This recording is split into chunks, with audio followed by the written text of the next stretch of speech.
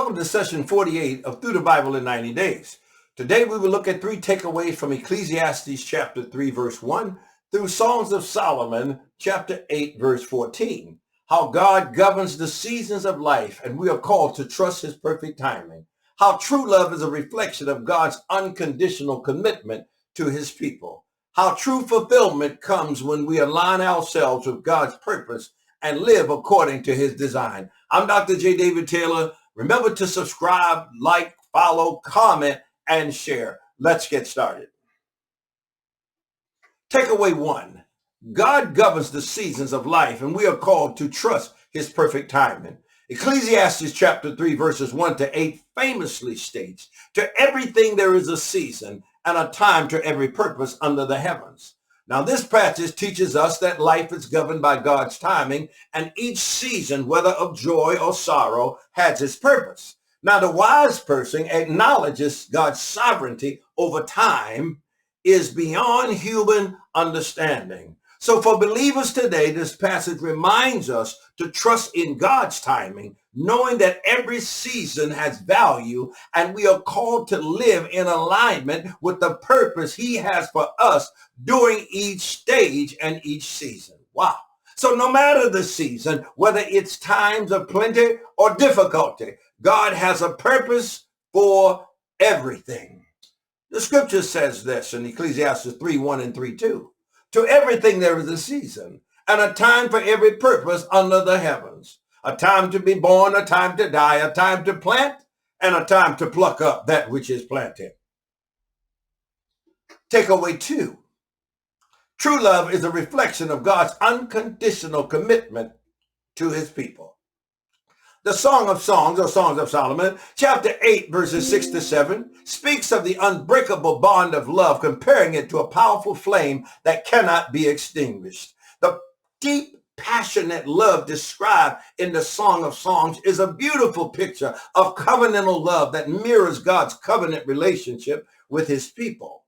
Now, true love, as the passage teaches, is selfless, it's unconditional, and it's unwavering. For believers today, this passage reminds us of the beauty and the sacredness of love, both in human relationships and in our relationship with God. Our love for God should mirror the passionate devotion described in these scriptures, and it should inspire us to live lives of commitment, lives of fidelity, and lives of sincere godly holiness. The Songs of Solomon chapter 8 verse 6 and 7 says, "Set me as a seal upon thine heart, as a seal upon thine arm, for thy love is strong as death. Jealousy is as cruel as the grave. Many waters cannot quench love, neither can the floods drown it. If a man would give all the substance of his house for love, it would be utterly contemned." Wow. Takeaway 3. True fulfillment comes when we align ourselves with God's purpose and live according to his design. Now, Ecclesiastes chapter 3, verses 12 to 13 says, "I know that there is no good in them, but for a man to rejoice and to do good in his life." Now, this passage underscores that the purpose of life is to enjoy the good things that God has provided and to fulfill the role he has for us. Ecclesiastes encourages us to find joy in simple things like work and relationships and appreciate God's blessings. Similarly, in the Psalms of Songs, love is portrayed as an expression of joy, an expression of fulfillment, showing us that both romantic and spiritual relationships are a part of God's design for our joy. So for believers today, this passage encourages us to live with purpose, recognizing that true joy comes not from seeking our own desires, but from living in alignment with God's will. Now, the scriptures say just this in Ecclesiastes chapter 3, verses 12 and 13. "I know that there is no good in them, but for a man to rejoice and to do good in his life. Also that every man should eat and drink and enjoy the good of all his labor. It is the gift of God." Wow. So, the secret to peace, the secret to joy, the secret to fulfillment wasn't in what we could acquire, but in learning to embrace the seasons of life and the relationships God has placed around you. See, Ecclesiastes 3 and Songs of Solomon both speak of the deep truth that fulfillment comes from aligning ourselves with God's timing and God's love. See, in Ecclesiastes, we see that every season, whether painful or joyful, is a part of God's purpose for us. In Songs of Songs, we see that love, both human and divine, is one of life's greatest gifts, rooted in faithfulness, passion, and commitment. So how often do we chase after things that leave us empty, when God's plan is for us to find joy in the life he has given and the relationships he has designed? See, the core challenge is just this, my friend.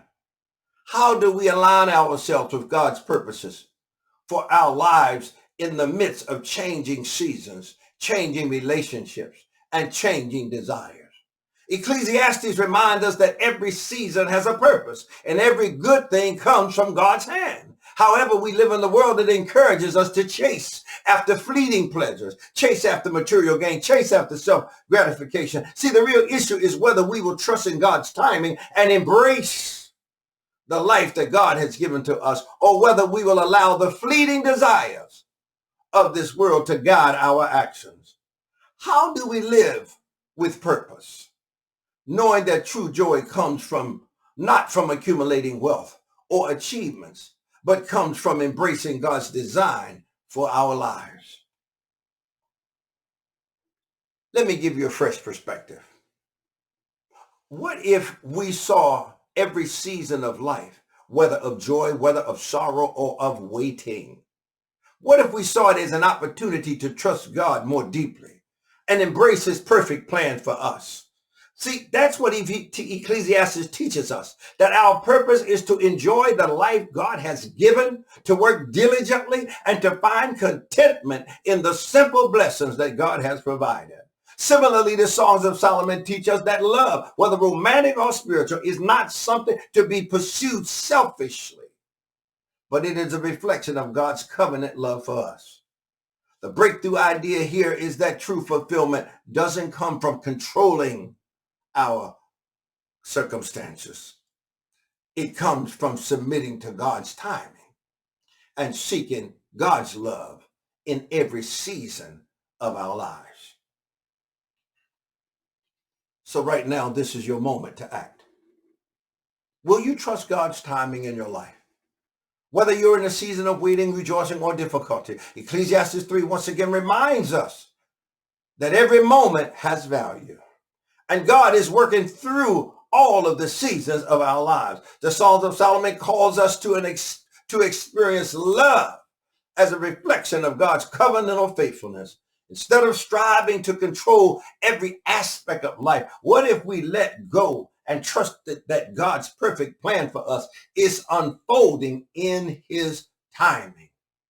Whether it is our relationships or in the work we do, we are called to live with joy, peace, and purpose, trusting that God's way is always the best way. So the question is, will you trust him with every season of your life? I challenge you today. Will you choose to trust in God's timing? Will you choose to embrace every season of your life as part of God's perfect plan for you? Will you seek joy in the relationships God has placed in your life, whether romantic, familiar, or spiritual, and let your love reflect his covenantal faithfulness? See, today is the day to release your need for control and trust that God is leading you through every season. The time is now to find contentment, purpose, and joy in what God has given you, knowing that he has a good plan for your life. Will you surrender to his will today? Because of God's love for me and my love for him, I have 3 personal declarations that reflect my willingness to align with God's divine will. I declare that I will trust God's perfect timing and embrace every season of my life as part of his divine plan. I declare that I will seek joy and contentment in the relationships God has placed in my life, allowing his love to guide me. I declare that I will submit my desires and ambitions to God, trusting that his way is always the best way. My time is up. I'm Dr. J. David Taylor. Thank you for joining us. Please remember to subscribe, like, follow, comment, and share. I look forward to seeing you next time.